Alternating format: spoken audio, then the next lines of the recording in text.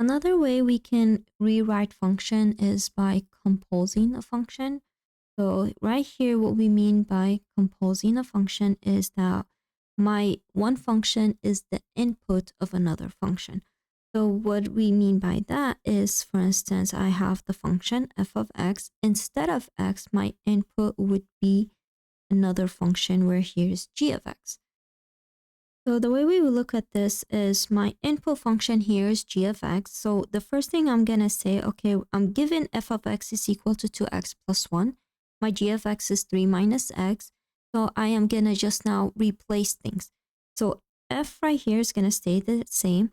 Instead of g of x, I am going to input what g of x is equal to. And g of x right here, it's equal to 3 minus x. So here I'm going to put 3 minus x is equal to. Now my function f of x, wherever I see an x inside of f, I am going to replace it with 3 minus x. So right here it's 2. Instead of x is 3 minus x, and then plus 1. So now here I am going to distribute the 2, so I'm going to simplify. So 2 times 3 is 6 minus 2x plus 1.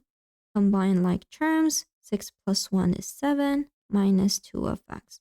So here we say that f of g of x, where g of x is my input, is equal to 7 minus 2x. So we were able to create another function. So now let's try it where is g f of x. So now my input, instead of my input being g of x, my input is f of x, and I'm working with g of x. So I'm going to first rewrite this. G, my f of x is 2x plus 1. Now, wherever I find an x inside of my g of x, I'm just going to replace it with the function 2x plus 1. So it's 3 minus, instead of the x here, it's going to be 2x plus 1. So now I distribute the negative. So that's equal to 3 minus 2x minus 1. Combining like terms, 3 minus 1 is 2 minus 2x. So that tells me that g f of x is equal to 2 minus 2x. So I have created a new function by inputting another function inside of it. So sometimes we are given a table of two functions and we are asked to find the outputs of them. And also notice right here that my f of g of 3 is a composed function, meaning my input of a function is another output of another function. So now right here, whenever we're working with composing functions, the way we're going to work is from the inside to the outside. What we mean of from the inside. So here first I need to evaluate g of 3 using a table. Now here on this table, notice that my second column is my g of x function. So now here my inputs are the same. My x values is the first column. So now here I'm asked to find g of 3. So when my input is a 3, which is this one right here. So when my input is a 3, my output is going to be a 2.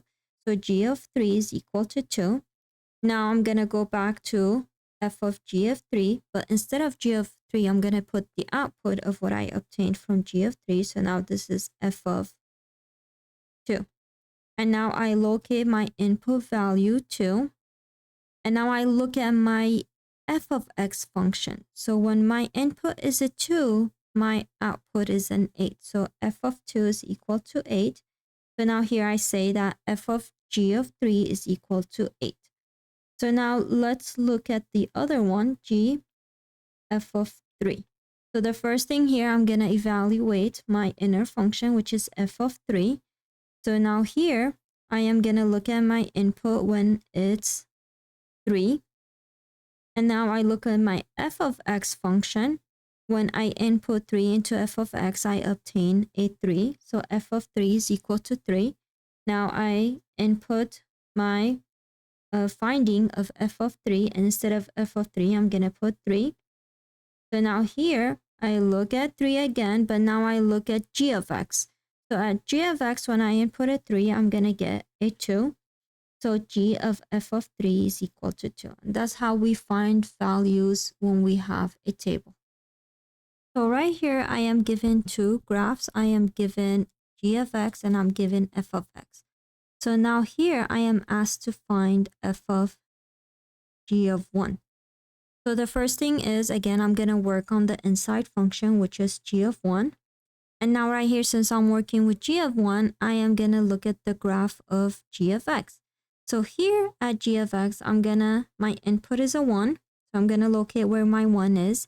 And I'm going to walk until I see where my function is identified at 1, which right here is 3.